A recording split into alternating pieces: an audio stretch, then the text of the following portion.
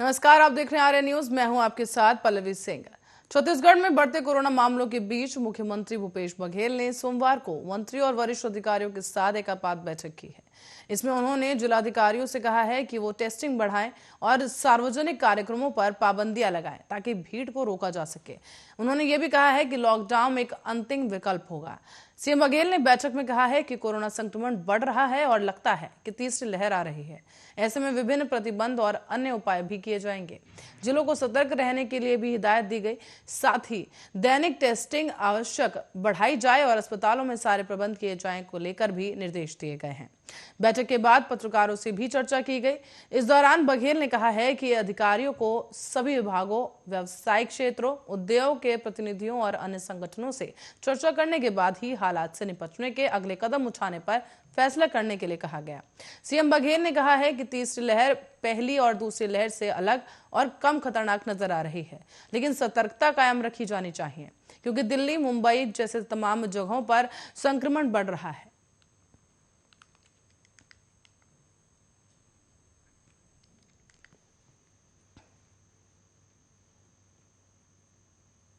और इस बीच कोरोना के नए वेरिएंट ओमिक्रॉन का खतरा भारत में लगातार बढ़ रहा है और ओमिक्रॉन के खतरे के बीच कई राज्य सरकारों ने अपने राज्यों में कई तरह की पाबंदियां लगाई हैं। देश में पिछले 24 घंटे में कोरोना के 27,553 नए केस सामने आए, तो वहीं 284 लोगों की इस दौरान मौत भी हो गई है। देश में अब तक कोरोना के ओमिक्रॉन वेरिएंट के करीब 1525 मामले सामने आ चुके हैं और अब ओमिक्रॉन के खतरे के बीच मध्य प्रदेश के मुख्यमंत्री शिवराज सिंह चौहान ने प्रदेशवासियों को बड़ी चेतावनी दी है। मुख्यमंत्री शिवराज सिंह चौहान ने कहा है कि प्रदेशवासियों को चेतावनी देते हुए बताया कि प्रदेश में कोरोना की तीसरी लहर आ गई है। मध्य प्रदेश में 2022 के पहले ही दिन 1 जनवरी को 100 से भी ज्यादा मामले सामने आए थे। तो वहीं इस बीच कोरोना के मामलों की अगर बात की जाए तो कोरोना के 100 से ज्यादा केस 6 महीने के बाद सामने आए हैं। सीएम शिवराज सिंह चौहान ने कहा है कि प्रदेश में कोरोना की तीसरी लहर आ गई है और हम सभी को इससे मिलकर लड़ना होगा। प्रदेश में सभी जरूरतों की चीजों का इंतजाम कर लिया गया है, पर हमें पूरी सावधानी बरतनी होगी।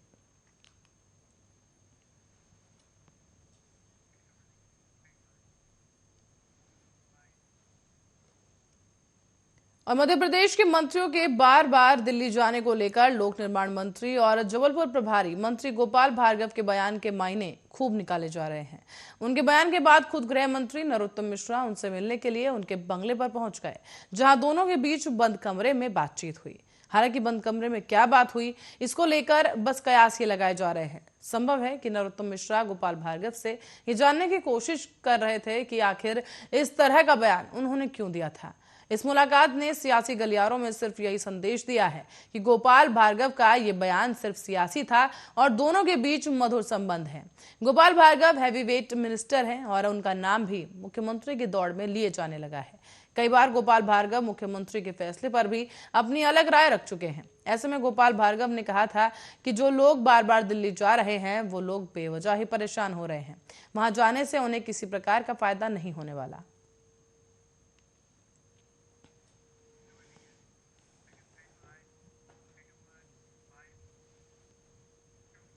और रुक करेंगे अगली खबर की ओर। बस्तर में चोरी, मारपीट और लूटपाट के अपराधों को रोकने के लिए अब बस्तर पुलिस की ओर से एहतियातन के तौर पर शहर के संवेदनशील स्थानों पर चेकिंग कर सुरक्षा व्यवस्था को दुरुस्त किया गया है। चेकिंग में बस्तर पुलिस के मुसाफिरों, गुंडों और निगरानी बदमाशों पर भी विशेष निगाह रखी जा रही है। बस्तर पुलिस के अधिकारियों के मार्गदर्शन में शहर की सुरक्षा के लिए नगर पुलिस अधीक्षक किरण चौहान उनके नेतृत्व में शहर के प्रमुख स्थल, bus stand, railway station, Dalpat Sagar के आसपास पुलिस द्वारा चेकिंग अभियान भी चलाया गया।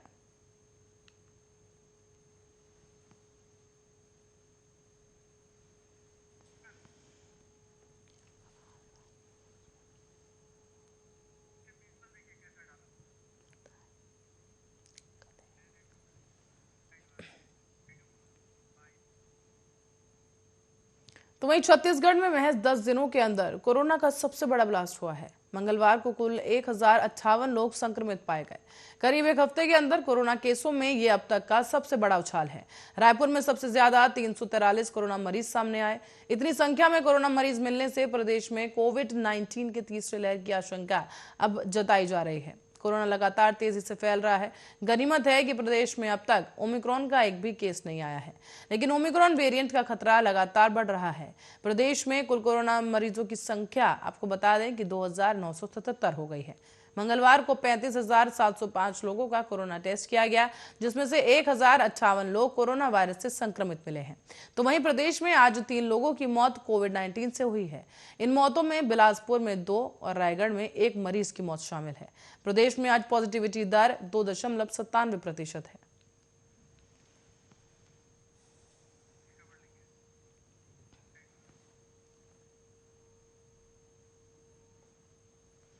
कांकेर की बात करें तो कांकेर जिले के एसपी शलभ सिन्हा ने कांकेर के क्राइम का ग्राफ जनता के सामने रख दिया है। पुलिस का दावा है कि बीते 3 सालों के अंदर कांकेर में नक्सल वारदात में कमी आई है, जबकि रेप और हत्या जैसी आपराधिक घटनाएं बढ़ गई हैं। कांकेर में साल 2019 में 10 नक्सल एनकाउंटर की घटनाएं हुई थी और इनमें से कुल 3 नक्सली मारे गए, जबकि 13 नक्सलियों को गिरफ्तार किया गया है। तो वहीं आपको बता दें कि एक नक्सली ने सरेंडर भी कर दिया। कुल 20 हथियार और 28 बम बरामद किए गए। कांकेर के युवाओं को बस्तर फाइटर्स के लिए ट्रेनिंग दी गई थी। साथ ही कुल 923 पुरुष और 722 महिलाओं को ये ट्रेनिंग दी गई। ये ट्रेनिंग पुलिस विभाग की तरफ से दी गई थी और अब ये लोग बस्तर फाइटर्स के लिए परीक्षा देंगे।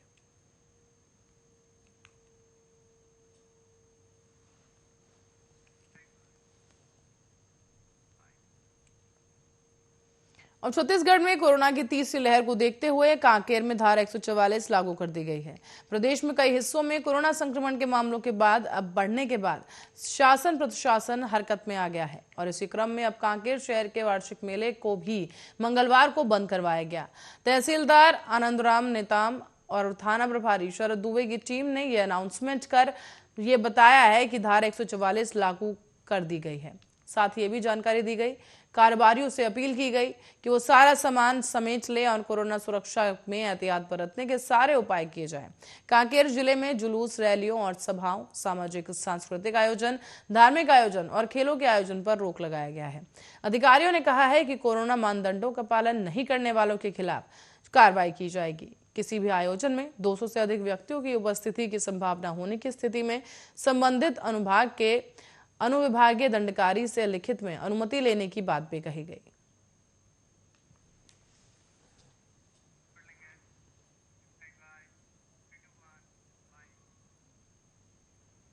और अब आपको बता दें कि पिछले 2 दिनों से बढ़ रही कोरोना मरीजों की संख्या के बाद नए कोरोना पॉजिटिव मरीजों की संख्या बढ़कर 15 तक पहुंच गई है।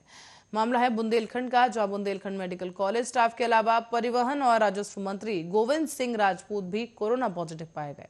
बीएमसी से जारी किए गए हेल्थ बुलेटिन के अनुसार ये बताया गया है आंकड़ा। साथ ही मंत्री ने ट्वीट कर कोरोना पॉजिटिव होने की जानकारी भी दी और कहा है कि मेरे संपर्क में आए सभी लोगों को आइसोलेट होना और जांच कराने की सलाह है। ऐसे में बुंदेलखंड मेडिकल कॉलेज के वायरोलॉजी लैब के प्रभारी डॉक्टर सुमित रावत के अनुसार सागर जिले में मंगलवार को कोरोना पॉजिटिव मरीजों की संख्या 15 दर्ज की गई। पिछले 3 दिनों से लगातार कोरोना पॉजिटिव मरीजों की संख्या 5 दर्ज की जा रही थी। 1 जनवरी से लगातार 3 जनवरी तक रोजाना 5 पॉजिटिव मरीज ही मिल रहे थे।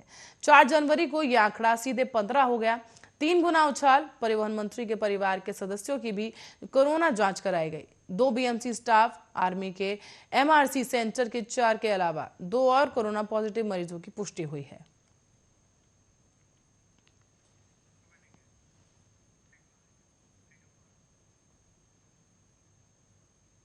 और हमेशा विवादों और चर्चाओं में रहने वाला धमतरी नगर निगम एक बार फिर से सफाई के मामले में सुर्खियां बटोर रहा है। इस बार विपक्षी पार्षदों ने निगम पर झाड़ू खरीदी को 2 साल बाद किए जाने वाली बात कही है। दरअसल धमतरी नगर निगम में 2 सालों से झाड़ू नहीं खरीदने का आरोप लगाया गया है। वहीं 2 साल बाद 100 झाड़ू खरीदने की बात कही गई और शहर में सफाई नहीं होने का हवाला देते हुए नगर निगम पर यह सवाल उठाया गया है। इस पर नगर महापौर के जो है उन्होंने बातों को गलत बताया और राष्ट्रीय स्तर पर धमतरी जिले का स्वच्छता की रैंक में 9वां स्थान प्राप्त कर चुका है। दरअसल 135 साल पुराना धमतरी नगर निगम में पहली बार कांग्रेस की सत्ता काबिज हुई है। इससे पहले बीजेपी ने पक्ष में रहकर काम किया था। अब कांग्रेस की सत्ता आते ही बीजेपी के पार्षदों ने अनेकों मामलों पर निगम को घेरा है। इस बार विपक्ष के पार्षद और निगम के नेता प्रतिपक्ष ने निगम द्वारा सफाई नहीं करवाने का आरोप लगाया। पिछले 2 साल से शहर में झाड़ू नहीं होने की वजह से सफाई नहीं होने की बात कही गई, तो वहीं निगम ने 2 साल बाद 100 झाड़ू खरीदे हैं, ऐसा उनका कहना है। नेता प्रतिपक्ष ने यह भी कहा है कि बेमिसाल 2 साल की बात कहने वाले निगम ने आज तक झाड़ू नहीं खरीदा। जब झाड़ू ही नहीं था तो सफाई किससे हुई? स्थानीय पार्षद के सहयोग से ही सफाई कर्मियों को झाड़ू उपलब्ध होता आया है। निगम ने 2 साल में अब झाड़ू खरीदा है और सफाई की बात कहने वाले निगम ने सिर्फ सुर्खियां बटोरी है।